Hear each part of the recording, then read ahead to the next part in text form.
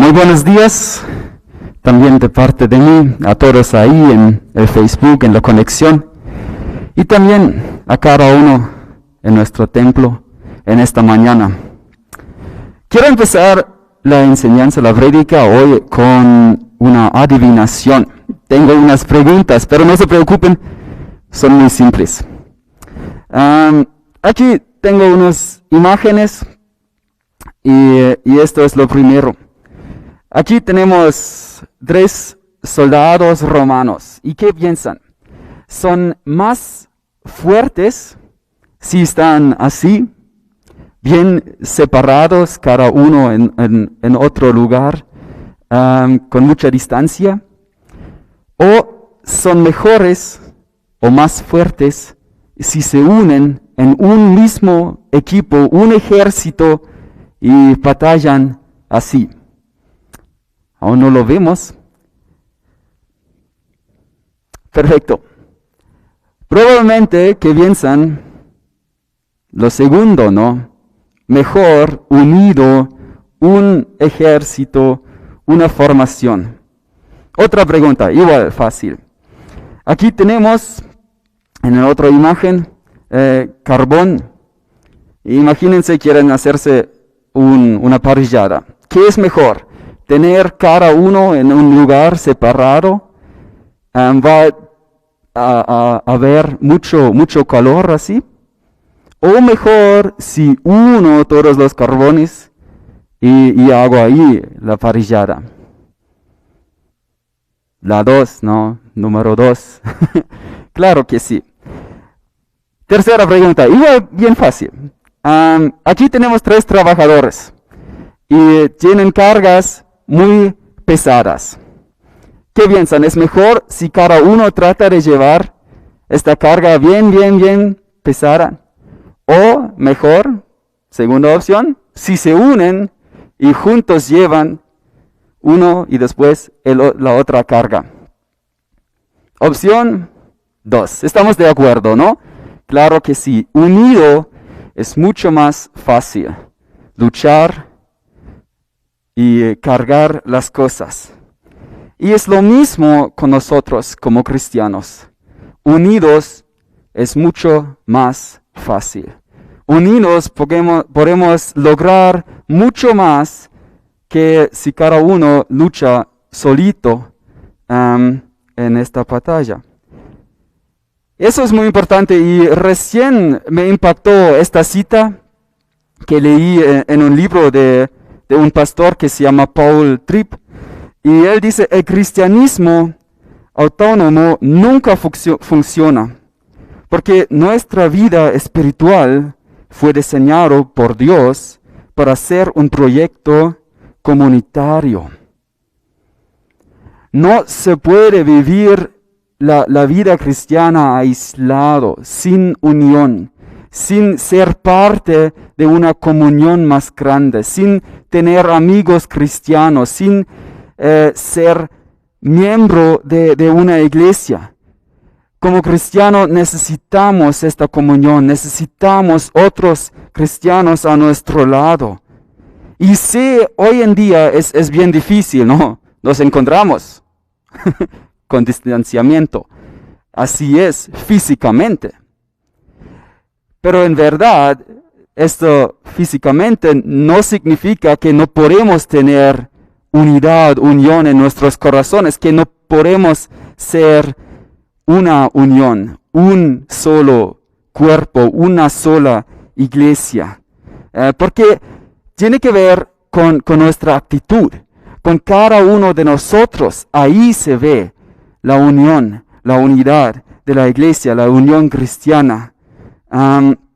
Y de eso queremos hablar hoy. El punto que quiero hacer hoy se resume en esta sola frase, que es: la comunión, la condición para la unidad es la actitud y la esperanza de cada uno. La condición para la unidad es la actitud y la esperanza de cada uno. Vamos a buscar en nuestras Biblias un pasaje que habla de eso, que habla de de la unión. Y se encuentra en Filipenses 2, los versículos 1 a 11. Filipenses 2, ahí los versículos 1 a 11. Les voy a leer de la NBI. Filipenses 2, 1 a 11. Por tanto, si sienten algún estímulo en su unión con Cristo, algún consuelo en su amor, algún compañerismo en el Espíritu, algún afecto entrañable, llénenme de alegría teniendo un mismo parecer, un mismo amor, unido en alma y pensamiento. No haga nada por egoísmo o vanidad, más bien con humildad consideren a los demás como superiores a ustedes mismos. Cada uno debe velar no solo por sus propios intereses, sino también por intereses de los demás. La actitud de ustedes debe ser como la de Cristo Jesús, quien, siendo por naturaleza Dios, no consideró el ser igual a Dios como algo que aferrarse.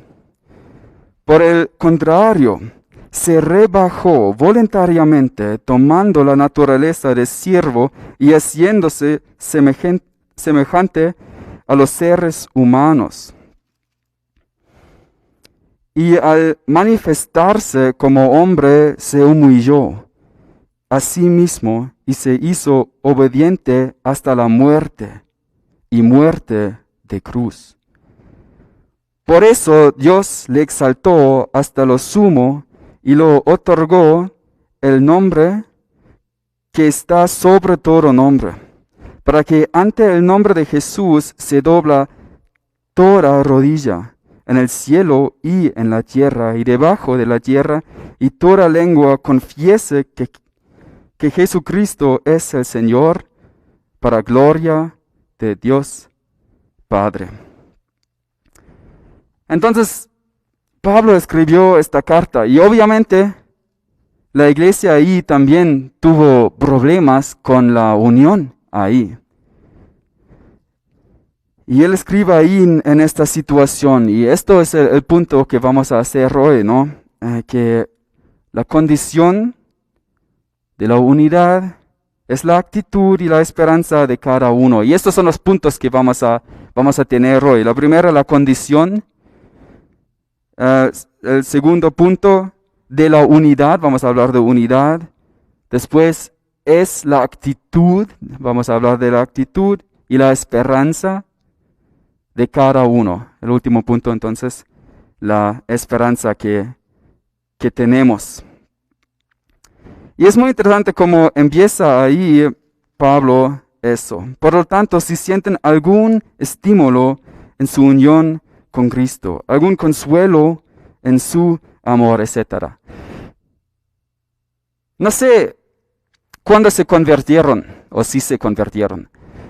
Y cuando empezó eso, ¿se acuerdan de estos primeros días, primeras semanas, cuando conocieron a Cristo? Cuando por primera vez confesaron ahí sus pecados y Dios les perdonó y de este momento ahí sabían que son hijos, hijas de Dios. Este amor, qué tan emocionante fue eso, ¿no? En el inicio, este primer amor, este primer tiempo, y eso es muy bonito cuando el Espíritu Santo nos llenó y nacimos por el Espíritu Santo. Y de pronto tuvimos vida espiritual dentro de nosotros. Qué emocionante fue eso, ¿no? La Biblia llama eso el primer amor, ¿no? Y dice también que nuestra tarea es volver y estar en este primer amor con Él. Y aquí Pablo dice, si hay algún y da unos ejemplos. Y cada ejemplo que da es una evidencia de que hay vida espiritual dentro de ti, que en verdad el Espíritu Santo vive en ustedes. Vamos a ver cuáles son estos. Y ahorita hablamos de la condición. La condición para la unidad cristiana, para la comunidad cristiana, es que sea cristiano. Y eso somos solamente si tenemos esta vida espiritual en nosotros. Entonces, ¿qué dice? ¿Qué dice Pablo ahí? ¿Qué es la vida espiritual? Y dice, si hay algún, en la Reina Valera dice, consolación en Cristo, algún consuelo de amor. Cuando reconocemos y entendemos el amor de Cristo para nosotros, ¿aún sienten algo así? Una pasión, esta conciencia que Dios te ama, que Cristo Jesús te ama. ¿Sienten algo de este consuelo, de este amor que Dios tiene para ti? Esto es una condición muy importante. Eso significa que sí hay vida espiritual dentro de ti. Y además dice, si alguna comunión del Espíritu. Ya dije, cuando nos convertimos, ahí viene el Espíritu Santo y desde ahí vive dentro de nosotros. Tenemos comunión con Él. Y eso cambia mucho, eso cambia nuestras emociones, nuestro pensamiento, esto cambia nuestros deseos, lo que nos ofrece el mundo, ya no nos importa mucho, sino mucho más lo que es espiritual, lo que es que Dios nos ofrece. De pronto tenemos un hambre y un sed por la palabra de Dios y por su dirección en nuestra vida. Y eso es lo que el Espíritu hace en nuestras vidas. Además dice, si algún afecto entrañable, si alguna misericordia. Ahí habla de la comunión que sentimos también entre los hermanos. Queremos unión con otros cristianos, queremos hablar con otros cristianos, queremos aprender algo de ellos, queremos compartir nuestras experiencias con Dios. Eso es lo que hace el Espíritu en nuestra vida. Eso es lo que es la vida espiritual, la vida cristiana. Y otra vez te pregunto, ¿hay esta vida dentro de ti? ¿Sientes algo de eso? ¿Está ahí el Espíritu Santo viviendo en ti? ¿O nunca has hecho una decisión para Cristo? Esas son las condiciones importantes. No se puede tener comunión cristiana sin ser cristiano. No se puede tener la comunión espiritual sin ser espiritual. No, eso no funciona. Si quieres ser un doctor, pero no te gusta trabajar con gente, con personas, sino más con material, y ni siquiera puedes ver sangre, creo que no deberías ser un doctor. Y lo mismo así, es una condición. Si quieres ser futbolista, pero no quieres hacer deporte, no te gusta correr y esforzarte y disciplinarte a ti mismo, creo que no deberías ser futbolista. Son condiciones. No puedes ser futbolista si tienes esta actitud, si no tienes esta pasión para el deporte. Y así mismo es para la comunión cristiana. No puedes esperar una buena comunión cristiana si tú mismo no tienes esta vida espiritual dentro de ti. Si tú mismo ni siquiera eres un cristiano de verdad. Eso es la condición. Seguimos con el segundo punto. Son las condiciones para la unión. Pablo sigue aquí y dice, llénenme de alegría. Es muy bonito lo que dice ahí, ¿no? Él se alegra con las iglesias. Si él ve a una iglesia unida, se alegra y dice, eso es lo que quiero, qué bonito es eso. Pero sí sentimos con eso también, ¿no? Qué bonito es tener armonía, qué bonito es tener unión, unidad, ¿no? En Navidad más buscamos eso, ¿no? Buscamos normalmente la comunión en la familia. Queremos esta armonía y nos gusta. Encontramos en eso, sí, alegría. La Biblia en Salmos 133:1 dice, cuán bueno y cuán agradable es que los hermanos conviven en armonía. Cuán bueno, cuán agradable es ver eso. Pero en cambio, qué triste es si hay iglesias que luchan, donde hay muchas discusiones, donde no les importa cómo está su hermano. Qué triste es ver eso. Y por esta misma razón, no, luchamos mucho y nos duele ahora este distanciamiento, eso no poder reunirse así. Sí, podemos tener mucha empatía con lo que dice Pablo aquí. Viendo estas fotos, ¿no? Una familia unida. Qué bonito es ver eso, qué bonito es sonrisas, armonía, una comida buena, hablar juntos y tener esta comunidad. Eso nos alegra, ¿no? Igual si tenemos una iglesia, personas que oran juntos, que adoran a Dios y quieren servir a Él unidos. Qué bonito es eso. ¿Saben? Empezamos con este ministerio, Semillas de Amor, y apoyamos a las personas necesitadas. Y hay muchas hoy en día ahí en las calles.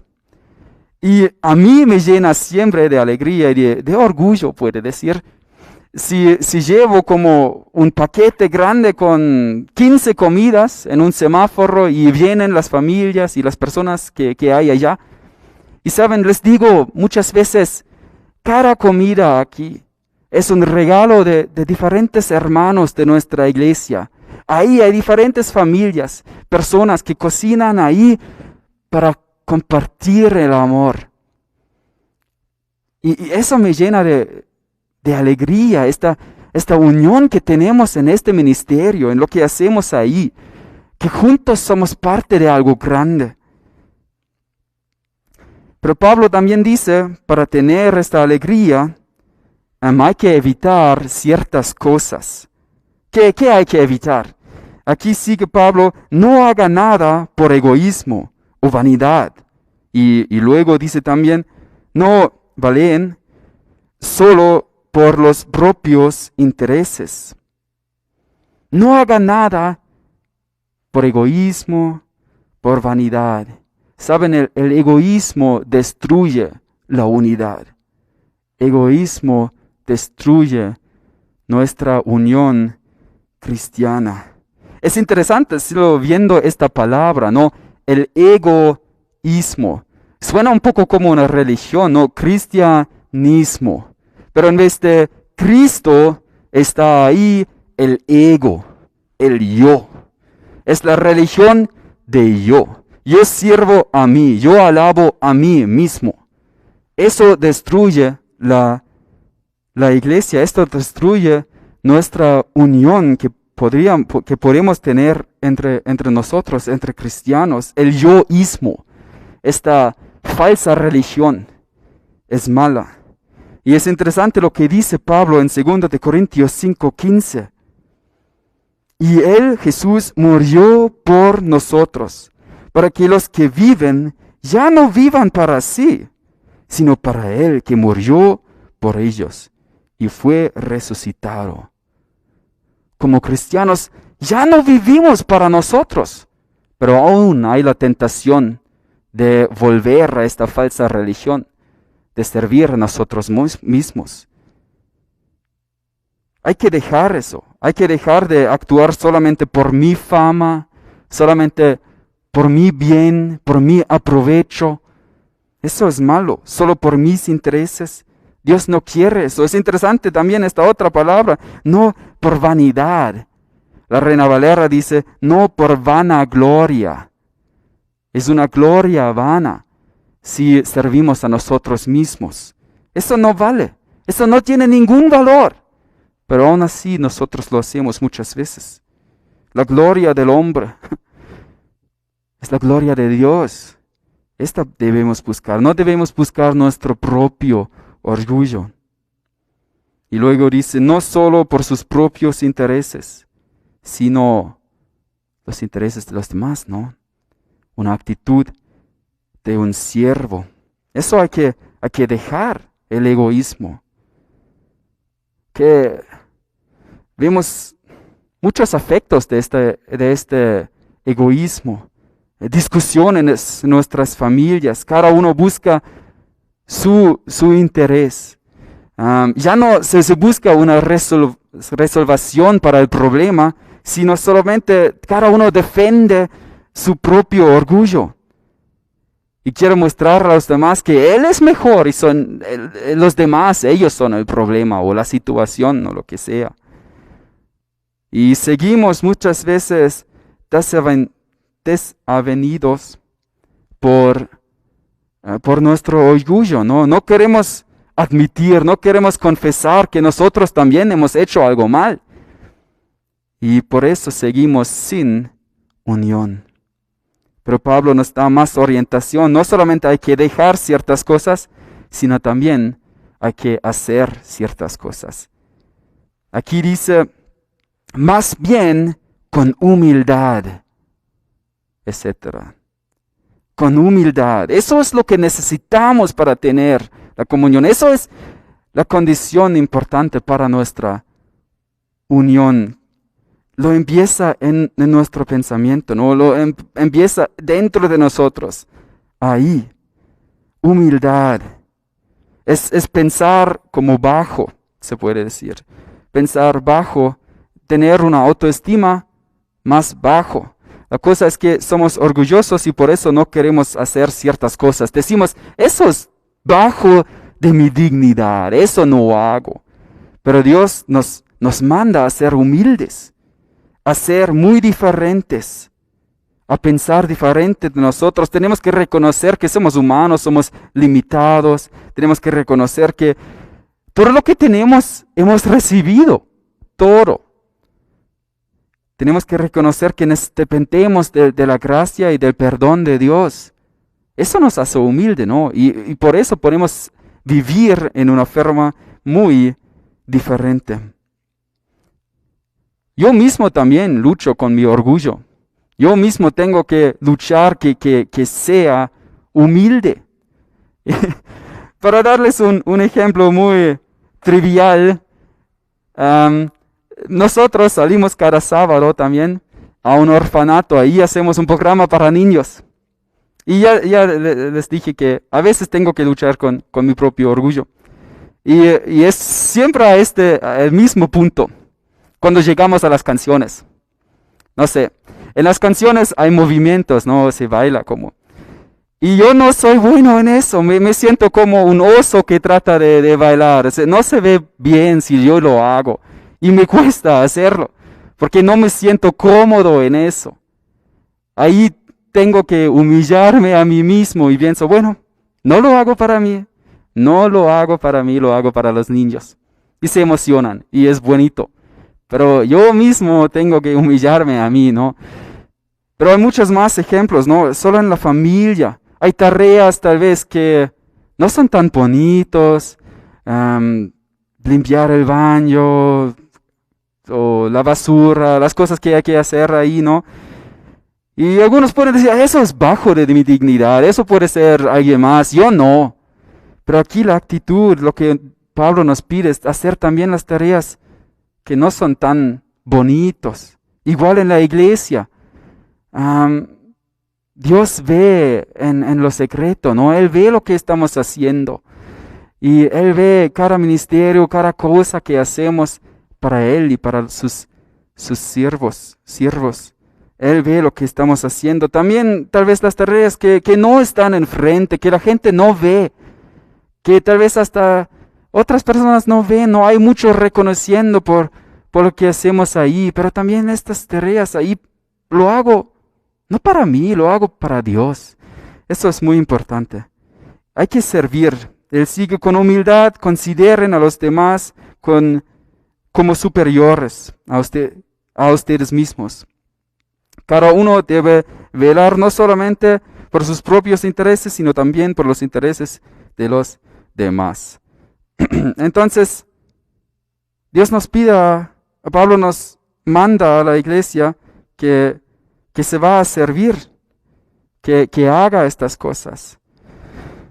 Y esto, la humildad y el servicio, eso es un señal muy claro por nuestra madurez.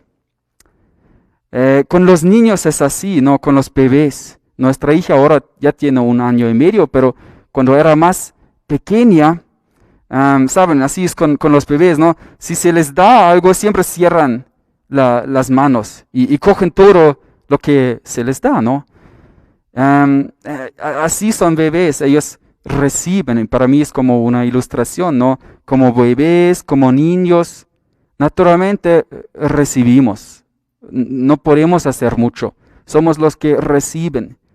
Pero la idea es que no nos quedamos niños, los que reciben todo el tiempo, sino que madurecemos, que seamos adultos espirituales, que no solamente podemos cerrar la mano, sino que podemos abrir la mano y dar a los demás y servir a los demás. Eso es la idea, eso es la meta que Dios tiene para nosotros, esta madurez de servir en humildad. Y es muy importante, todo eso empieza con nuestro pensamiento. Cuando empieza Pablo con lo que es la unión, él dice, llénenme de alegría, y ahora lo importante, teniendo un mismo parecer, un mismo amor, unidos en alma y pensamiento. Otra vez la unión empieza en nosotros, en nuestro pensamiento y nuestro parecer. La pregunta es, ¿en qué nos enfocamos entonces? ¿Qué hay que buscar? Y aquí la Biblia es muy clara y también nos indica más tarde en el pasaje, nuestro pensamiento sea lo de Jesús. Nos tenemos que enfocar en Jesús.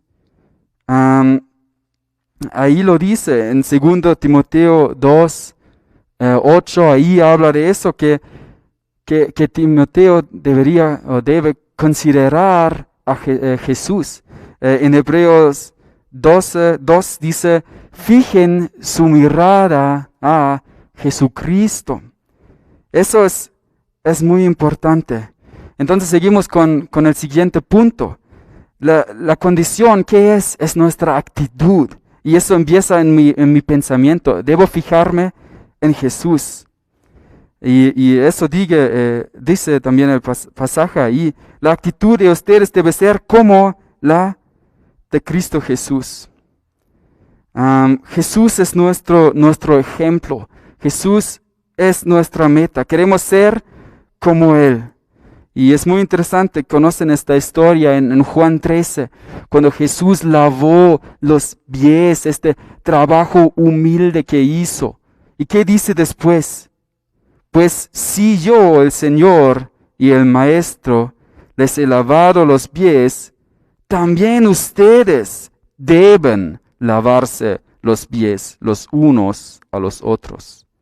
Les he puesto el ejemplo para que hagan lo mismo que yo he hecho con ustedes. Ciertamente, les aseguro que ningún siervo es más que su amo, y ningún mensajero es más que el que lo envió. Hay que tomar eso en cuenta. Jesús es nuestro ejemplo. Y eso es lo que celebramos también en Navidad, ¿no? Dice el texto, siendo por naturaleza Dios, no consideró el ser igual a Dios como algo que aferrarse. Jesús se hizo hombre. Siendo Dios, se rebajó al mundo, a esta tierra. Vivió como hombre. Tuvo sed, tuvo frío, tuvo que aprender poco a poco las cosas como niño. Qué humilde es este Dios. Y en Navidad los ponemos a veces estos establos en en nuestros salones. Supongo que todos tienen uno así. Pero qué raro es este símbolo. El Rey de los Reyes nació en un establo. Y aún así, bueno, sí es un establo, pero aún pienso es tan limpio y bonito. No pienso que en verdad era así. Fue un establo con animales. Hubo mal olor. Hubo sucio en este lugar.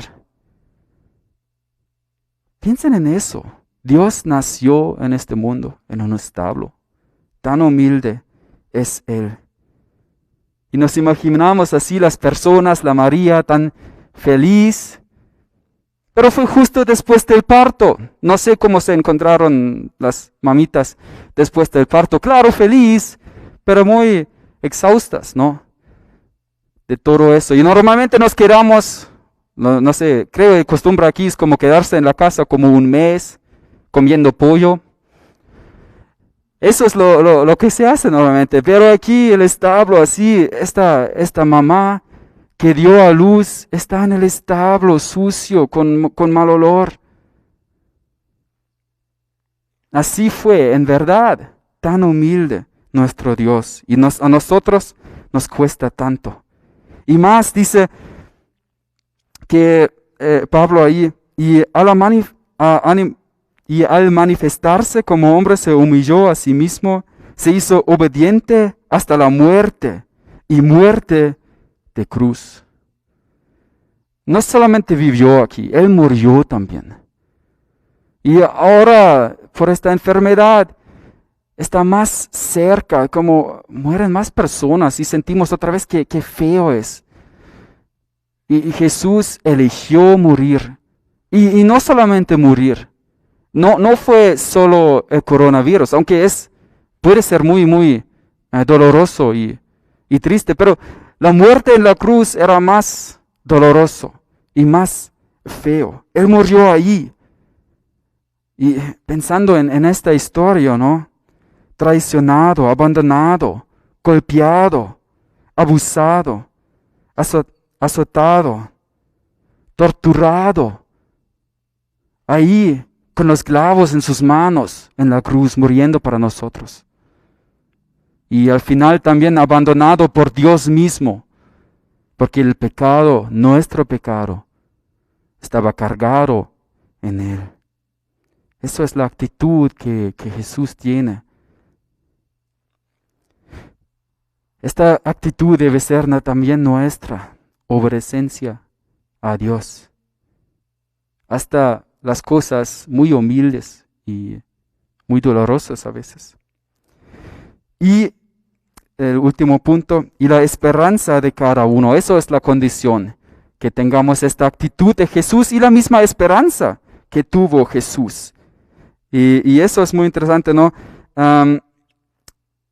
Pablo sigue y dice, por eso, por la obediencia de Jesús, Dios le exaltó hasta lo sumo y le otorgó el nombre que está sobre todo nombre, etc. Esa fue la esperanza que Jesús tenía todo este tiempo, en toda su vida ahí en este mundo.